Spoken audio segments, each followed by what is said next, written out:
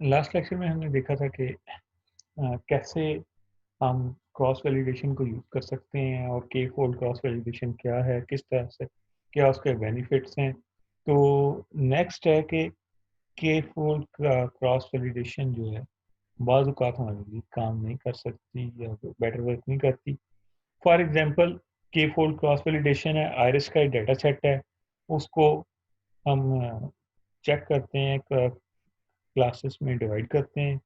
तो उसके ये इसके इतने लेबल्स हैं, 150 रिकॉर्ड्स हैं, तो 150 हमारे पास ये लेबल्स आ गए। तो अब इसका हमारे पास के जब 3 करेंगे, यानी कि के फोल्ड की वैल्यू के की वैल्यू 3 करेंगे, तो हमारे पास पहले स्प्लिट में सिर्फ क्लास 0 के एलिमेंट्स हैं, या डेटा पॉइंट्स आएँगे। दूसरी में क्लास 1 के आएँगे, तीसरी में क्लास 2 के आएँगे। जब इस पे क्रॉस वैलिडेशन अप्लाई करेंगे, मीन्स के पहले 3 बन गए हमारे पास स्प्लिट। तो पहले स्प्लिट में हमारे पास जो है टेस्टिंग डेटा यूज़ करेंगे, और दूसरे सेकंड स्प्लिट 1 क्लास 1 के एलिमेंट्स और क्लास 2 के एलिमेंट्स जो हैं, वो हमारे पास एज़ ट्रेनिंग डेटा यूज़ करेंगे, तो उसकी एक्यूरेसी हमारे पास 0 आएगी। इसी तरह से दूसरी दफ़ा एग्ज़ीक्यूट करेंगे तो क्लास 0 के एलिमेंट्स 1 के एलिमेंट्स टेस्ट डेटा यूज़ करेंगे, और 1 क्लास 0 और क्लास 2 को एज़ हम ट्रेनिंग डेटा यूज़ करेंगे, तो उसकी भी एक्यूरेसी 0 आएगी। तो इस केस में अगर हमारे पास जो के फोल्ड क्रॉस वैलिडेशन है वो फेल हो जाती है, वो प्रॉपर वर्किंग नहीं करती। तो इसको हैंडल करने के लिए एक और तरह की हमारे पास क्रॉस वैलिडेशन है, जिसको हम स्ट्रैटिफाइड के फोल्ड क्रॉस वैलिडेशन कहते हैं। इसका पर्पस ये है कि जितना डाटा हमारे पास प्रोपोर्शन जो है ओरिजिनल डाटा सेट में है क्लासेस की, तो उतनी ही प्रोपोर्शन जो है हमारे पास होल डाटा सेट या होल स्प्लिट में वो यूज़ करें। ये नहीं कि बिलफर्ज अगर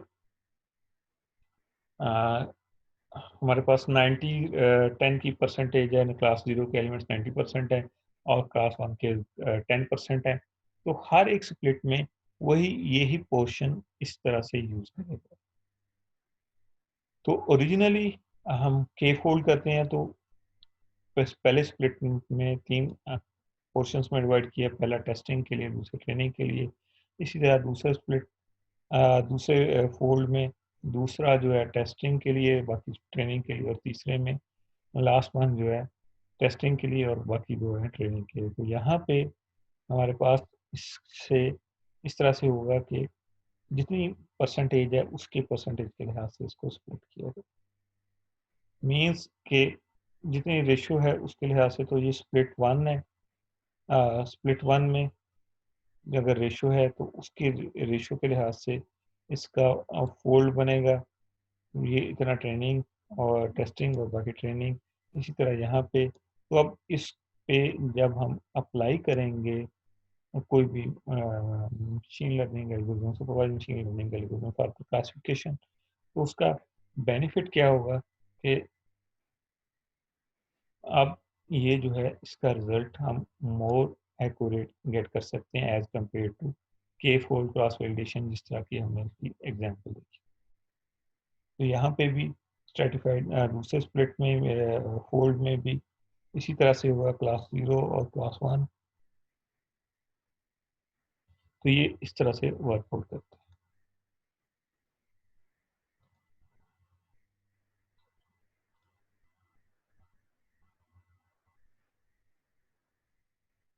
तो इसका काम किस तरह से करेगा कि हम के फोल्ड क्रॉस वैलिडेशन, अगर पहले एग्जांपल देख लेते हैं के फोल्ड क्रॉस वैलिडेशन की। तो के फोल्ड क्रॉस वैलिडेशन अगर हम उस पर अप्लाई करते हैं, तो उसका रिजल्ट नॉर्मली ये हमारे पास आएगा कि 1, 1.86.99.93।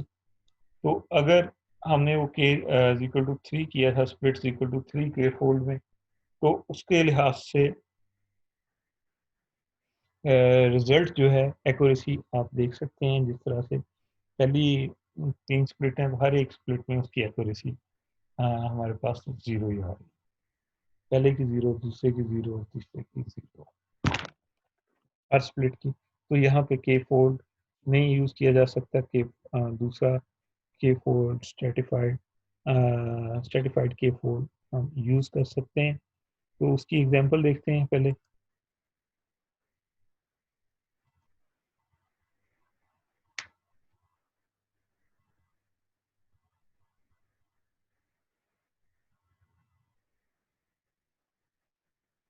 यहाँ पे हमने पहले आयरिस डेटा सेट को चेक किया है। आयरिस डेटा सेट को लोड किया है, उसके बाद उसके टारगेट्स मीन की क्लास लेबल्स चेक किए हैं, तो ये हमारे पास आ गए हैं जो अभी मैंने आपको थोड़ी देर पहले स्टार्ट में दिखाया। तो इसमें के फोल्ड स्ट्रेटिफाइड यूज़ किया है, तो के फोल्ड को इंपोर्ट किया तो हम इसमें स्प्लिट बता सकते हैं कि कितने हैं, और उसके लिहाज से हम इसको वैलिडेट करेंगे।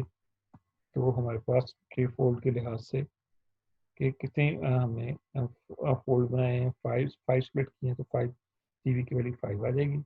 और उस पर रजिस्टिक रिग्रेशन अप्लाई की है, तो उसके लिहाज से हमारे पास ये एक्यूरेसी आ गई। अब इस एक्यूरेसी और जो प्रीवियस हमने एग्जांपल्स में देखी एक्यूरेसी, उसमें थोड़ा सा फ़र्क है, क्योंकि इसमें हमने सर्टिफाइड की फोल्ड यूज़ किया है ताकि हर ट्रेनिंग डाटा और स्प्लिट डाटा की जो रेशियो हमारे पास ओरिजिनल डाटा सेट में है, वही डाटा सेट में हमारे पास रेशियो अकर कर सके। तो ये हमारे पास है। ये के इज इक्वल टू स्प्लिट अगर 3 करते हैं, तो हमने जिस तरह से अभी एग्जांपल में कहा था कि रिजल्ट जो है 0 0 0 एक्यूरेसी की है।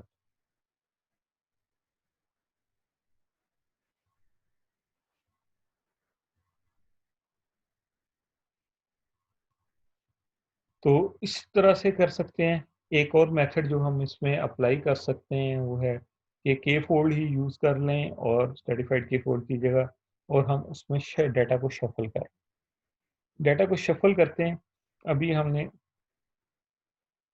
यहाँ पे स्प्लिट जो है 3 रखा है, शफल ट्रू किया है, मीन्स के अब वो डाटा को शफल, ये नहीं कि क्लास 0 के लेबल्स पहले हैं, क्लास 1 के बाद एलिमेंट्स बाद में रिकॉर्ड्स, और क्लास 2 के उसके बाद है, तो उसको शफल किया है और रैंडम स्टेट को साथ 0 किया है, ताकि हम ओरिजिनल डाटा को जो है इसके रिजल्ट्स जो हैं इक्वल हमारे पास आ जाएं। अदरवाइज प्रॉब्लम क्या आता है कि हमारे पास अगर ये रैंडम स्टेट नहीं करते, तो हो सकता है कि हमारे पास इसके रिजल्ट्स जो हैं डिफरेंट है। तो ये इस तरह से है। और इस पे अब अगर हम के फोल्ड शफल अप्लाई करके के फोल्ड यूज़ किया है, पहले हमने शफल नहीं किया था, तो वहाँ पे एक्यूरेसी 0 0 आ गई।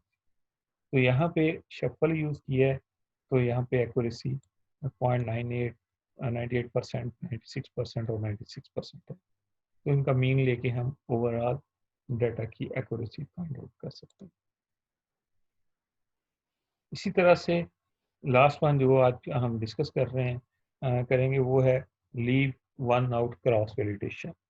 इसमें क्या होगा कि हर फोल्ड में एक सिंगल सैंपल होगा, ज़्यादा सैंपल नहीं होंगे, सिर्फ एक सिंगल सैंपल होगा, और हर सिंगल डाटा पॉइंट जो है वो हम एज अ टेस्ट सेट के लिए यूज़ करेंगे। प्रॉब्लम इसमें आएगी leave one out cross validation में, ये बहुत टाइम कंज्यूमिंग है। टाइम कंज्यूमिंग इस तरह से लार्ज डाटा सेट के लिए कि हर एक को, हर फोल्ड में एक एक डाटा सेट है, तो अगर hundreds of thousand of record हैं, तो उतनी दफ़ा ये एग्जीक्यूट हो। For example from sklearn dot model selection, ये इसको एग्जीक्यूट करते हैं, तो import leave one out sklearn से इसको लोड किया है, उसके बाद इसको असाइन फंक्शन को कॉल किया है, तो क्रॉस वैलिडेशन स्कोर फंक्शन में इसको यूज़ किया है। First one logistic regression, second one data, third one target जो लेबल्स हैं क्लास के, और सीवी में हम उसकी आइट्रेशन या क्या है लीव वन आउट यूज़ किया है, तो इसमें इतनी आइट्रेशन। तो हम स्कोर्स की लेंथ फाइंड आउट करते हैं, तो हमारे पास जो स्कोर का एरे बनेगा उसकी लेंथ जो है क्या है होगी, और उसका मीन क्या है वो हम फाइंड आउट करते हैं। तो इसका रिजल्ट होगा CV नंबर ऑफ आइट्रेशंस 150 होंगी, और मीन्स एक्यूरेसी स्कोर 0.95। 150 आइट्रेशन इसलिए कि हमारे पास जो आयरिस का डेटा सेट है उसका साइज 150, तो हर एक स्प्लिट में एक डेटा वैल्यू आएगी, एक वैल्यू आएगी, उसी तरह से इसके लिहाज से दूसरा उसका रिजल्ट आएगा।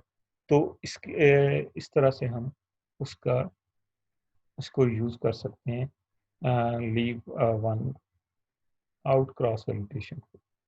इसको भी हम चेक कर लेते हैं, ये इसमें वार्निंग आ रही हैं क्योंकि हमारे पास डेटा सेट के साइज़ काफ़ी स्मॉल है, जिसकी वजह से ये लॉजिस्टिक रिग्रेशन जो है हमें वार्निंग दे रहा है। तो सबसे पहले हम इसकी चेक कर लेते हैं शेप। आइरिस डेटा सेट जो हम लोड कर रहे हैं उसकी शेप हमारे पास है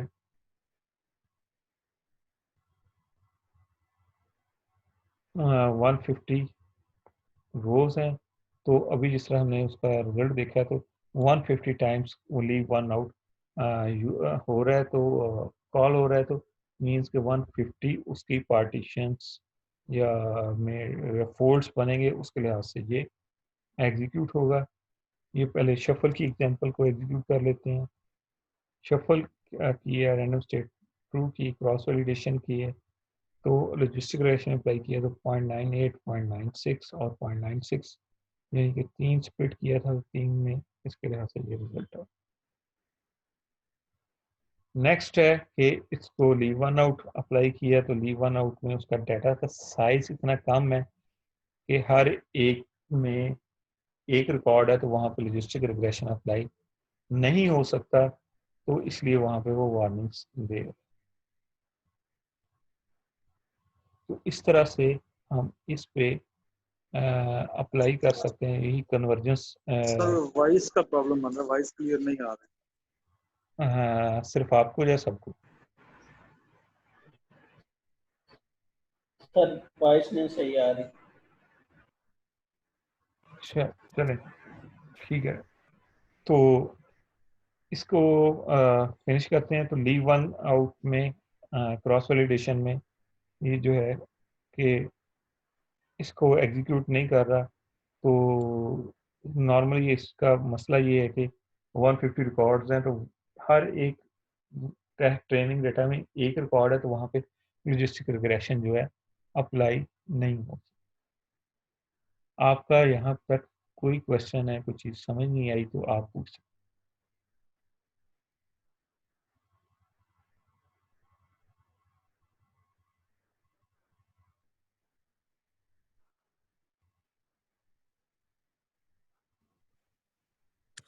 नहीं ठीक है सर। हैं। चलें ठीक है, थैंक यू वेरी मच।